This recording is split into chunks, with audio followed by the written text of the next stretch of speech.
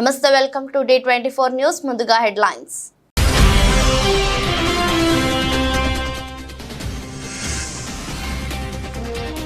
కన్యాకుమారి చేరుకున్న ప్రధాని మోదీ. ఎల్లుండి సాయంత్రం వరకు అక్కడే ధ్యానం.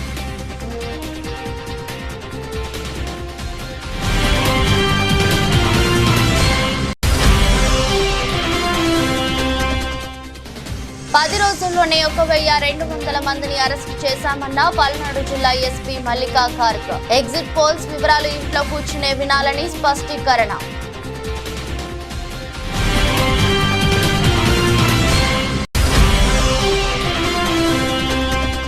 రైతులకు అందుబాటులో పచ్చి రొట్టి విత్తనాలు ఉంటాయన్న రంగారెడ్డి జిల్లా కలెక్టర్ శశాంక.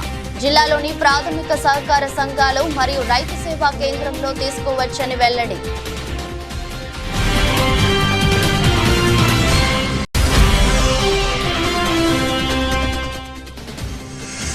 తిరుమల శ్రీవారిని దర్శించుకున్న కేంద్ర హోంమంత్రి. తీర్థ ప్రసాదాలు స్వీకరించి వేద పండితులు ఆశీర్వచనాలు తీసుకున్న అమిత్ షా.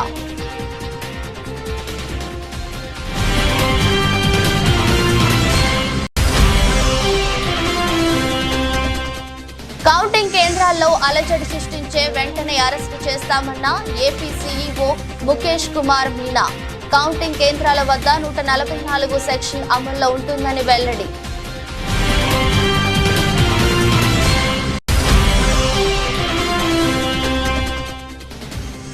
ఎట్టకేలకు భారత్ కు తిరిగొచ్చిన ప్రజ్వల్ రేవన్న. బెంగళూరు కంపేగౌడ విమానాశ్రయంలో అరెస్టు చేసిన పోలీసులు.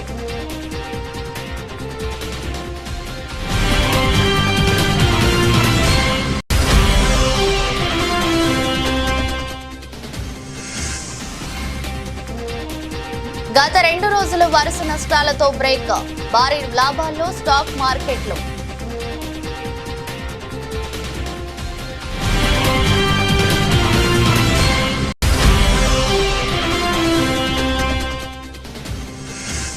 అమెరికాలో టీమిండియా ఆటగాళ్ల అసంతృప్తి. సగటు సౌకర్యాలు లేకపోవడంపై కోచ్ ద్రావిడ్ సైతం అసంతృప్తి.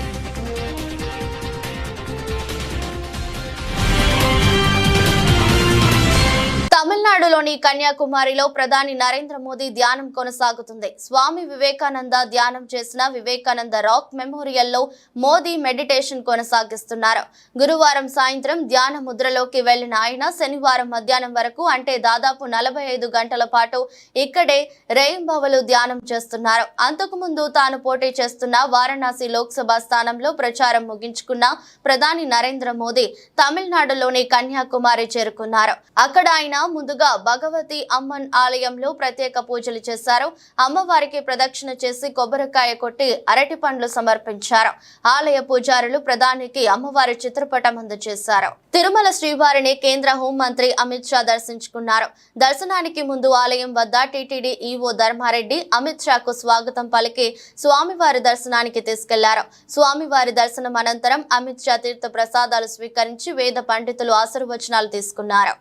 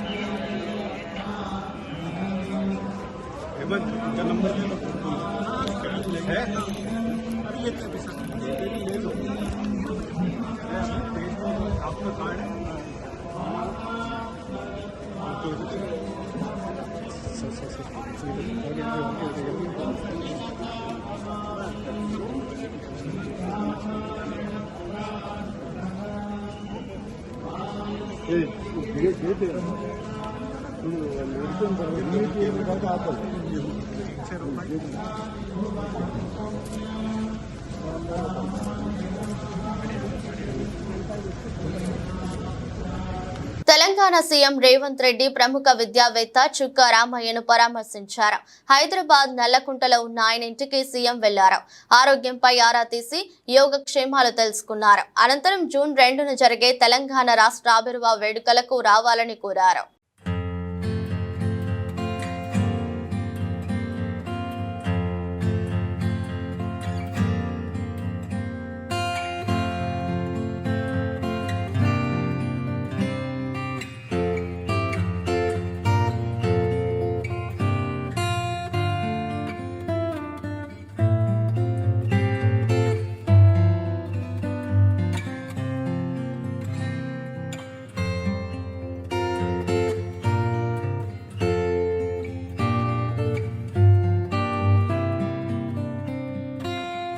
ఇటీవలే పల్నాడు జిల్లా ఎస్పీగా బాధ్యతలు అందుకున్న మల్లికా గర్గ్ వెనుకొండలో పోలీసులు ఏర్పాటు చేసిన సభలో పాల్గొన్నారు. ఈ సందర్భంగా ఆమె మాట్లాడుతూ పల్నాడు జిల్లా దేశవ్యాప్తంగా ప్రచారంలోకి వచ్చిందని అన్నారు. చెడు ఘటనలతో పల్నాడు ప్రచారంలోకి రావడం బాధాకరమని పేర్కొన్నారు. పల్నాడు జిల్లాలో ఇంత ఫ్యాక్షనిజం ఉందా అని తన ఫ్రెండ్స్ అడుగుతున్నారని ఎస్పీ మల్లికా గర్గ్ వెల్లడించారు. కర్రలు, రాడ్లు చేతులతో పట్టుకుని తిరగడం, దాడులు చేయటం అవసరమా అని ప్రశ్నించారు. కేవలం 10 రోజుల వ్యవధిలోనే పల్నాడు జిల్లాలో 160 కేసులు నమోదయ్యాయని, దాదాపు 1200 మందిని అరెస్టు చేశామని మల్లికా గర్గ్ వెల్లడించారు. ఎగ్జిట్ పోల్స్ వివరాలు వస్తే ఇళ్లలోనే కూర్చొని వినాలని, కౌంటింగ్ పూర్తయ్యే వరకు రోడ్లపై ఎవరు తిరగొద్దని హెచ్చరించారు. జిల్లాలో 144 సెక్షన్ ఉల్లంఘించిన వారిపై కేసులు నమోదు చేస్తామని, శాంతి భద్రతలపై రాజీ పడే ప్రసక్తే లేదని ఎస్పీ మల్లికా గర్గ్ స్పష్టం చేశారు. అందరికీ విజయవాడ, విశాఖపట్నం, తిరుపతి తెలుసు, అంతే. పల్నాడు గురించి ఎవరికి తెలియదు. ఇప్పుడు పల్నాడు మొత్తం ఫేమస్ అయింది మొత్తం India wide. But for what? For bad reason, not for good reason. Good reason లో ఉంటే that is very good. But ఎందుకు? నరసరావుపేటలో ఇంత జరిగింది, మాచర్లలో ఇంత జరిగింది. అందరికీ తెలుసు మాచర్ల అంటే ఏంటి, నరసరావుపేట అంటే ఏంటి. దీని ముందు ఎవరికి no knowledge about Palnadu, Narasaraopet, Macherla. అది బాగానే ఉందా? బాగలేదు కదా. అట్లా ఉండాలా? లేదు కదా. సో ఇప్పుడు this is the last thing. ఇప్పుడు 4th నాడు మనకి కౌంటింగ్ జరుగుతుంది. ఇక్కడ Narasaraopet parliamentary constituency head quarter ఉంది. ఇక్కడే జరుగుతుంది కౌంటింగ్. దగ్గర మన టౌన్ బయటనే ఉంది కౌంటింగ్ వెన్యూ. ఇప్పుడు అందరూ చూస్తున్నారు. ఎలక్షన్ కమిషన్ కూడా నిన్న ఒక వీసీ చేసి ఆంధ్రప్రదేశ్ ది రివ్యూ చేయడం జరిగింది. అప్పుడు కూడా పల్నాడు డిస్ట్రిక్ట్ కి ఎంత టైం ఇచ్చారు, అంత టైం ఎవరికి ఇవ్వలేదు. ఇంత కాన్సన్ట్రేట్ చేశారు పల్నాడు డిస్ట్రిక్ట్ మీద. సో ఇప్పుడు అందరూ చూస్తున్నారు పల్నాడు అంటే ఏంటి, కౌంటింగ్ రోజు మళ్ళీ ఏదో జరుగుతుందా అట్లా అనుకుంటున్నారు. మళ్ళీ ఏదో జరిగితే పల్నాడు పోలీస్ పేరుది నాశనం అవుతుంది. పల్నాడు పోలీస్ మీద ఎవరికి నమ్మకం ఉండదు. So this is our last chance. Palnadu police image save చేయడానికి ఇది మన లాస్ట్ ఛాన్స్ ఉంది. బట్ యాజ్ నేను చెప్పాను, నాకు తెలుసు దట్ పల్నాడు పోలీస్ ఆఫీసర్స్ మీరు అందరూ ఉన్నారు. You are very good quality officers. చాలా ఎక్సలెంట్ ఉన్నారు, చాలా ఫిట్ ఉన్నారు, చాలా డెడికేటెడ్, చాలా హార్డ్ వర్క్ కూడా ఉన్నారు. ఓన్లీ ఒక డైరెక్షన్ మీకు కావాలి, ఒక లీడర్షిప్ మీకు కావాలి. ఆ డైరెక్షన్ మీకు ప్రాపర్ గా ఎవరు ఇస్తే మీరు ఏదైనా చేయగలుగుతారు. అది నాకు తెలుసు. అండ్ ఇప్పుడు టైం వచ్చింది. ఆ టైం వచ్చింది. మన మీద ఒక పెద్ద క్వశ్చన్ మార్క్ ఉంది. ఆ క్వశ్చన్ మార్క్ క్లియర్ చేయడానికి మనకి టైం వచ్చింది. జూన్ 4వ తేదీన ఓట్ల లెక్కింపును దృష్టిలో ఉంచుకుని ఏపీ ఎన్నికల అధికారి ముఖేష్ కుమార్ మీనా రాష్ట్ర వ్యాప్తంగా ఈవీఎంలు భద్రపరిచిన స్ట్రాంగ్ రూమ్లను, కౌంటింగ్ కేంద్రాల ఏర్పాట్లను పరిశీలిస్తున్నారు. మచిలీపట్నంలో కృష్ణా యూనివర్సిటీ వద్ద కౌంటింగ్ కేంద్రాన్ని పరిశీలించిన అనంతరం ఆయన మీడియాతో మాట్లాడారు. కౌంటింగ్ కేంద్రాల్లో అలజడి సృష్టిస్తే వెంటనే అరెస్టు చేసి జైలుకు పంపుతామని హెచ్చరించారు. కౌంటింగ్ కేంద్రాల వద్ద 144 సెక్షన్ అమల్లో ఉంటుందని, సిఆర్పీఎఫ్ బలగాలతో భద్రత ఏర్పాటు చేశారు వివరించారు. అన్ని రాజకీయ పార్టీల అభ్యర్థులు, ఆయా అభ్యర్థుల కౌంటింగ్ ఏజెంట్లు ఈ అంశాలను గమనించాలని అన్నారు. ఫలితాల వెల్లడి తర్వాత విజయోత్సవ ర్యాలీలు చేయకూడదని స్పష్టం చేశారు. ఇక పోస్టల్ బ్యాలెట్ అంశంలో సీల్ పై ఫిర్యాదు వచ్చిందని, ఆ ఫిర్యాదు నేపథ్యంలో సీల్ సంతకంపై స్పష్టత ఇచ్చామని ముఖేష్ కుమార్ మీనా వెల్లడించారు. ఈ విషయంలో అనుమానాలు నివృత్తి చేసేందుకే ఈసీ దృష్టికి తీసుకెళ్లామని చెప్పారు. ఈసీ మరోసారి స్పష్టమైన మార్గదర్శకాలు ఇచ్చిందని తెలిపారు. So on that day of counting లోపల హాల్లో ఎవరైనా ఏమైనా డిస్టర్బెన్స్ చేయడానికి ప్రయత్నం చేస్తే ఇమీడియట్ గా అరెస్ట్ చేసేసి జైలుకి పంపించడం జరుగుతుంది. క్లియర్ ఇన్స్ట్రక్షన్ ఎలక్షన్ కమిషన్ ఉన్నాయి. This disturbance will not be tolerated from anybody, any agent, any candidate. If they try to do anything which is against the norms of commission, will be immediately sent out of this counting center. Second issue, బయట కూడా already SP గారు అంతా arrangement చేశారు.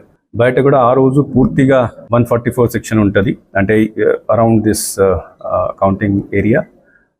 Plus ఆ రోజు ఎవరు కూడా ఏ procession ఈ సెలబ్రేషన్ ఏం చేయకూడదు. ఆల్రెడీ కలెక్టర్ గారు కూడా ఇన్స్ట్రక్షన్ ఇవ్వడం జరిగింది. డ్రై డే ఉంటుంది. పూర్తిగా మనము we have to regulate all the activities on the day of counting and afterwards also పూర్తిగా నిఘా పెట్టుకోవాలి. మచిలీపట్నంలో కృష్ణా డిస్ట్రిక్ట్ సంబంధించి స్ట్రాంగ్ రూమ్స్ 7 కాన్స్టిట్యున్సీస్ ఉన్నాయి. ఇక్కడ స్ట్రాంగ్ రూమ్స్ తర్వాత కౌంటింగ్ సెంటర్ ఇన్స్పెక్షన్ కోసం వచ్చాము. బేసికలీ 2 రకాల ఇష్యూ చూడడానికి రావడం జరిగింది. ఒకటి రేపు 4th ఉన్న కౌంటింగ్ సంబంధించి అన్ని ఇన్ఫ్రాస్ట్రక్చర్, ఇంటర్నెట్ సౌకర్యాలు, బ్యారికేడింగ్, మూమెంట్ ఫ్లో అన్నీ సరిగ్గా చేయడం జరిగిందా లేదా. సెకండ్, సెక్యూరిటీ విషయంలో what type of arrangements are here. So ఈరోజు అన్ని చూసిన తర్వాత ఆల్ టేబుల్స్ అన్ని ప్రతి కాన్స్టిట్యున్సీలో 14 టేబుల్స్ పెట్టడం జరిగింది. All halls are properly now prepared. Internet facility కూడా ఏర్పాటు చేశారు. మనకు ఈ టాబ్యులేషన్ సంబంధించి, ఎన్కోర్ సంబంధించి ట్రైనింగ్స్ కూడా ఆల్రెడీ అయిపోయినాయి.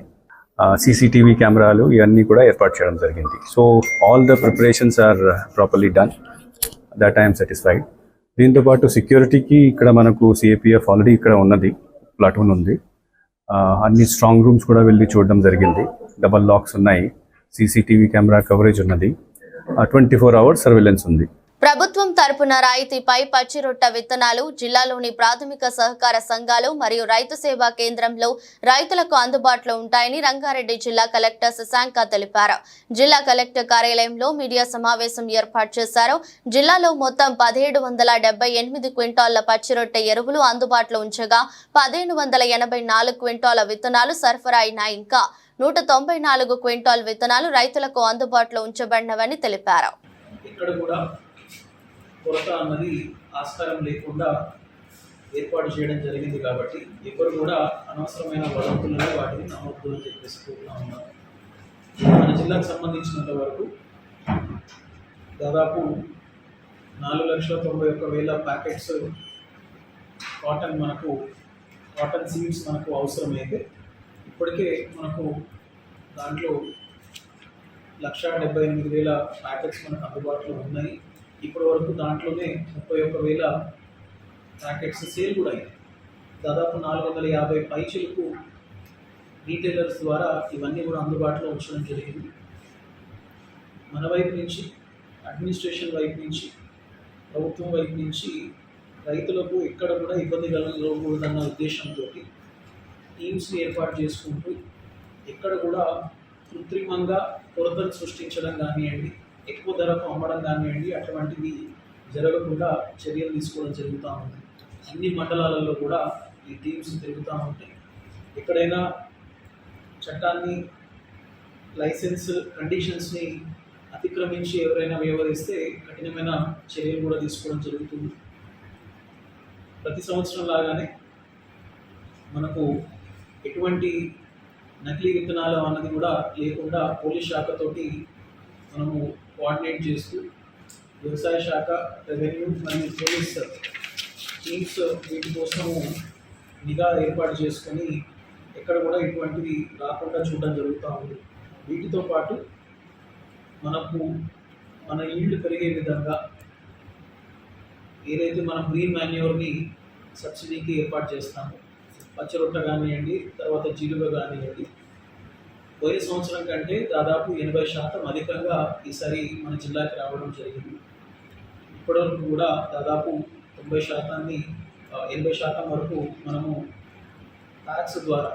ఏపీలో ఈసీ ఏకపక్షంగా వ్యవహరిస్తుందని మాజీ మంత్రి పేర్ని నాని ఆరోపించారు. బీజేపీ ఒత్తిడితో టీడీపీకి లబ్ధి చేకూర్చే విధంగా రూల్స్ బ్రేక్ చేస్తూ ఈసీ నిర్ణయాలు తీసుకుంటుందన్నారు. ఎల్లో మీడియాలో వార్తలు నమ్మి చర్యలకి ఆదేశాలు, కానీ టీడీపీ దౌర్జన్యాలపై సాక్ష్యాలతో సహా వైఎస్ఆర్సీపీ ఫిర్యాదు చేసినా చర్యలు ఉండట్లేదని, పోస్టల్ బ్యాలెట్ చెల్లుబాటుపై ఈసీ నిర్ణయాలు సందేహాస్పదమన్నారు.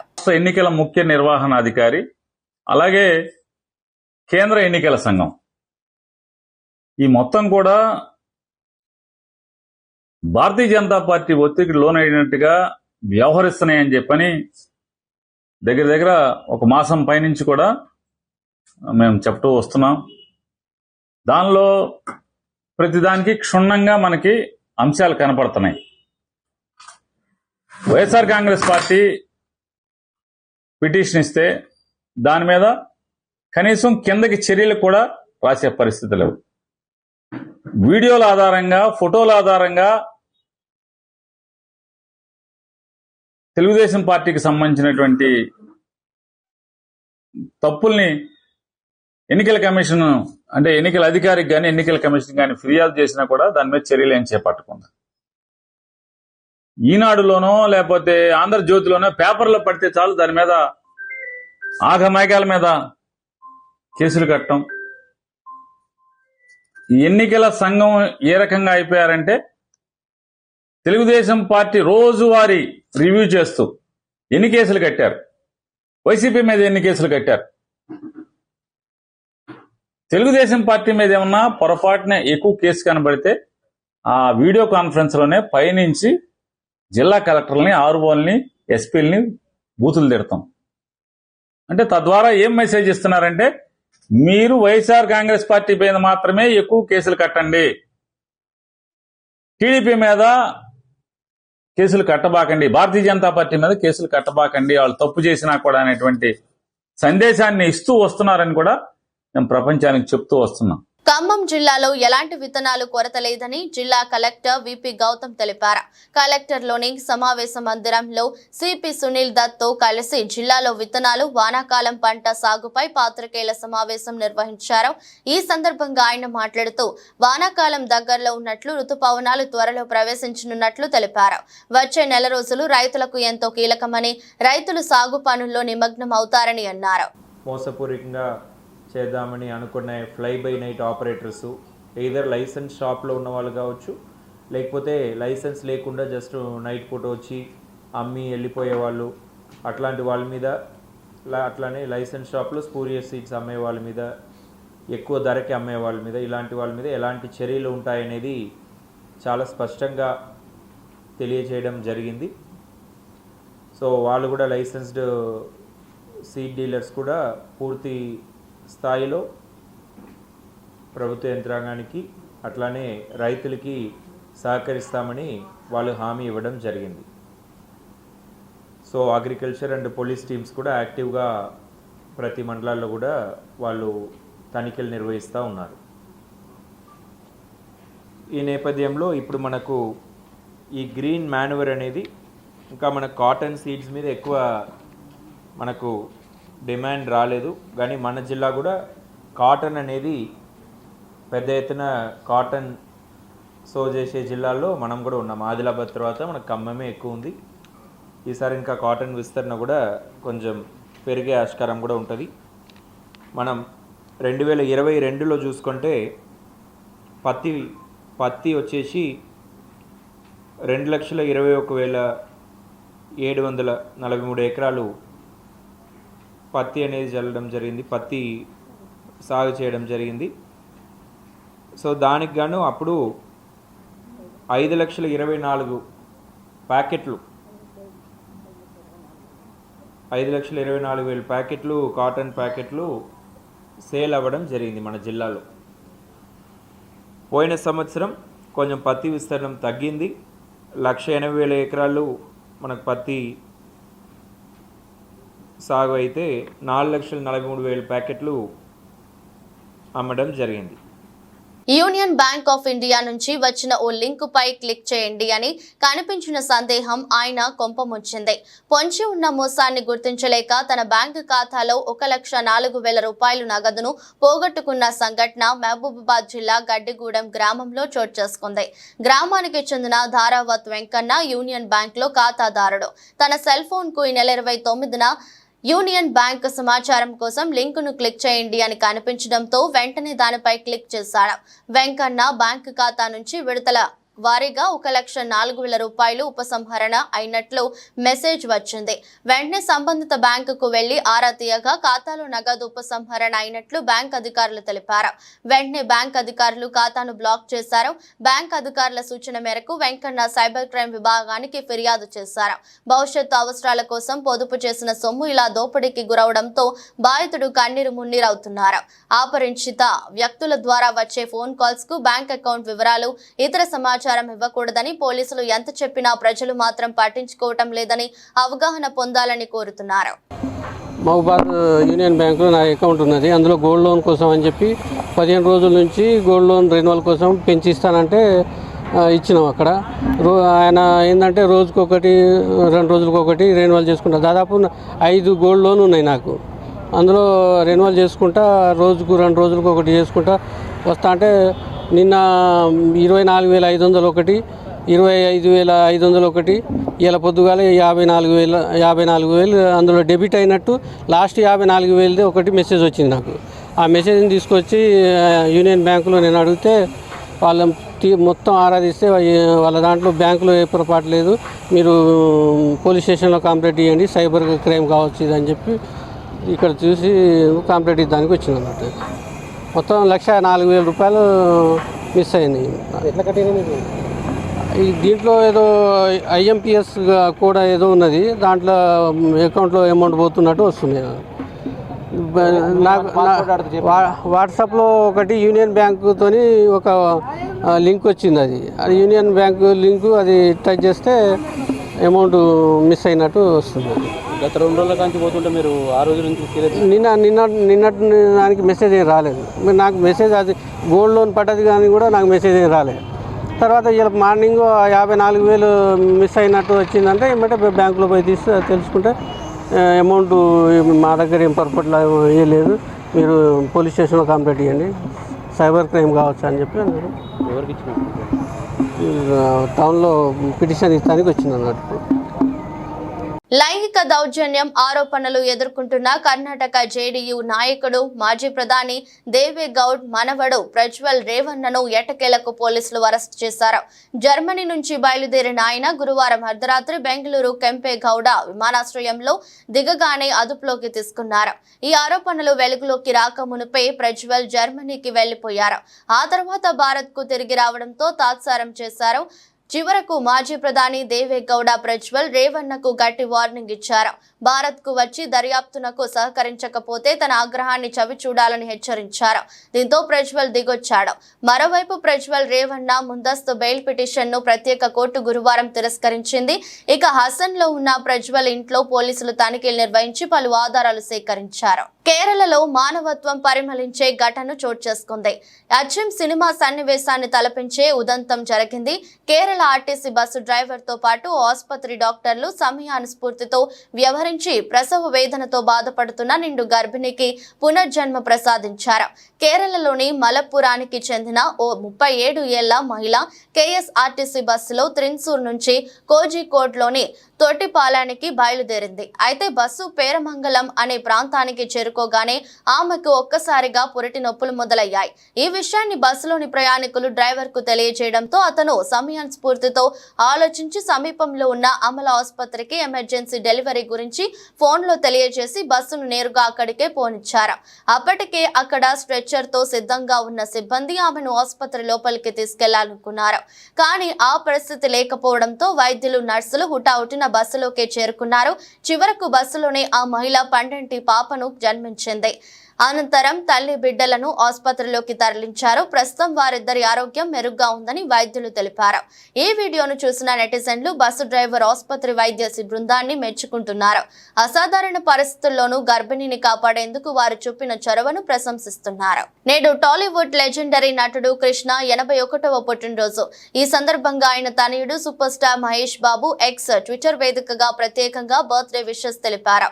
హ్యాపీ బర్త్డే నాన్న, మిమ్మల్ని చాలా మిస్ అవుతున్నా, నా ప్రతి స్మృతిలో మీరు ఎప్పటికీ జీవిస్తూనే ఉంటారు అంటూ ప్రిన్స్ ఎమోషనల్ ట్వీట్ చేశారు. దీనికి కృష్ణ పాత ఫోటోను జత చేశారు. మరోవైపు ప్రిన్స్ మహేష్ కూడా తండ్రికి తగ్గ తనయుడు అనిపించుకుంటున్నారు. ఇప్పటికే బ్లాక్ బస్టర్ సినిమాలతో ఇండస్ట్రీలో తనకంటూ ప్రత్యేక ఫ్యాన్ బేస్ ను సెట్ చేసుకున్నారు. ప్రస్తుతం ప్రముఖ దర్శకుడు SS రాజమౌళి సినిమా కోసం సిద్ధం అవుతున్నారు. గత 2 రోజుల వరుస నష్టాలకు బ్రేక్ పడింది. వారం చివరి ట్రేడింగ్ రోజైన నేడు శుక్రవారం స్టాక్ మార్కెట్ లో జోరు కనిపించింది. శుక్రవారం బెంచ్ మార్క్ సూచీలు అన్ని లాభాల్లో ప్రారంభమయ్యాయి. ఈ క్రమంలో BSE సెన్సెక్స్ ఉదయం 10:15 226 పాయింట్ల లాభంతో ఈ 74,111.04 వద్ద ట్రేడ్ అయింది. ఎన్ఎస్సి నిఫ్టీ 52 పాయింట్లు పెరిగి 22,540.95 స్థాయికి చేరింది. మరోవైపు బ్యాంక్ నిఫ్టీ 46 పాయింట్లు లాభపడగా నిఫ్టీ మిడ్ క్యాప్ సూచీ మాత్రం 122 పాయింట్లు నష్టపోయింది. నేటి నుంచి భారత స్టాక్ మార్కెట్లో జూన్ సిరీస్ ప్రారంభం కానుంది. మరోవైపు ప్రపంచ మార్కెట్లోనూ ఒడిదుడుకులు కనిపిస్తున్నాయి. అలాంటి పరిస్థితుల్లో లోక్సభ ఎన్నికల ఫలితాలకు ముందు మార్కెట్ మరోసారి పెరగవచ్చని ఆర్థిక నిపుణులు అంటున్నారు. ఈ నేపథ్యంలోనే ప్రస్తుతం అదానీ ఎంటర్ప్రైజ్, M&M, లారెన్స్, బజాజ్ ఫైనాన్స్, అల్ట్రాటెక్ సిమెంట్ కంపెనీల స్టాక్స్ టాప్ 5 గెయినర్లుగా ఉండగా ఇన్ఫోసిస్, LTI, మింట్రీ, భారతి ఎయిర్టెల్, సిప్లా, టాటా కన్స్యూమర్స్ కంపెనీల స్టాక్స్ టాప్ 5 లూజర్ గా నిలిచాయి. జూన్ 1 నుంచి T20 వరల్డ్ కప్ 2024 ప్రారంభం కానుంది.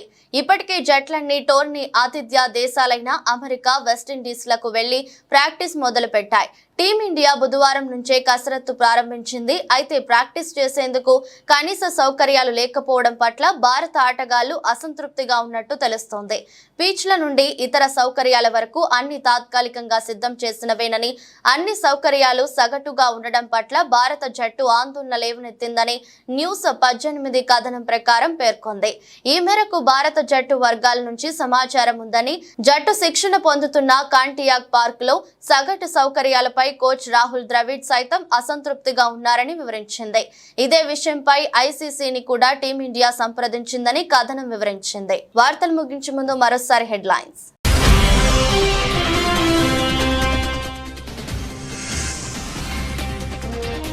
కన్యాకుమారి చేరుకున్న ప్రధాని మోదీ, ఎల్లుండి సాయంత్రం వరకు అక్కడే ధ్యానం.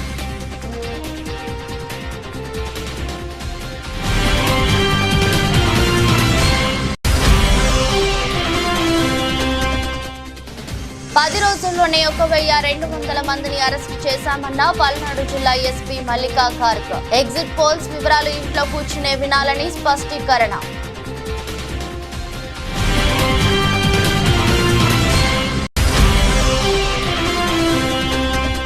రైతులకు అందుబాటులో పచ్చి రొట్టి విత్తనాలు ఉంటాయన్న రంగారెడ్డి జిల్లా కలెక్టర్ శశాంక. జిల్లాలోని ప్రాథమిక సహకార సంఘాలు మరియు రైతు సేవా కేంద్రంలో తీసుకోవచ్చని వెల్లడి.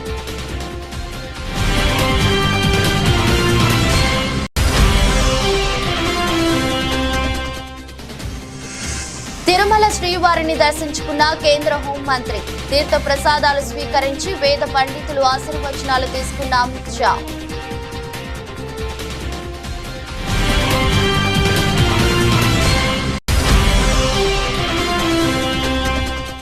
కౌంటింగ్ కేంద్రాల్లో అలజడి సృష్టించే వెంటనే అరెస్టు చేస్తామన్న AP CEO Mukesh Kumar Meena. Counting కేంద్రాల వద్ద 144 సెక్షన్ అమల్లో ఉంటుందని వెల్లడి.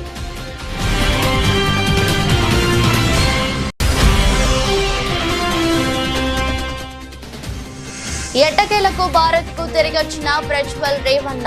బెంగళూరు కంపేగౌడ విమానాశ్రయంలో అరెస్టు చేసిన పోలీసులు.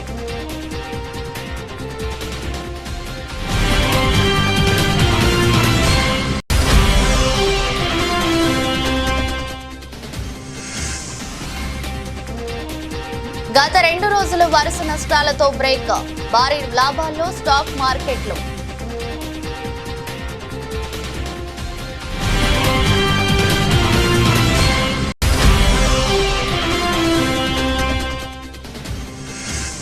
అమెరికాలో టీమిండియా ఆటగాళ్ల అసంతృప్తి. సగటు సౌకర్యాలు లేకపోవడంపై కోచ్ ద్రావిడ్ సైతం అసంతృప్తి.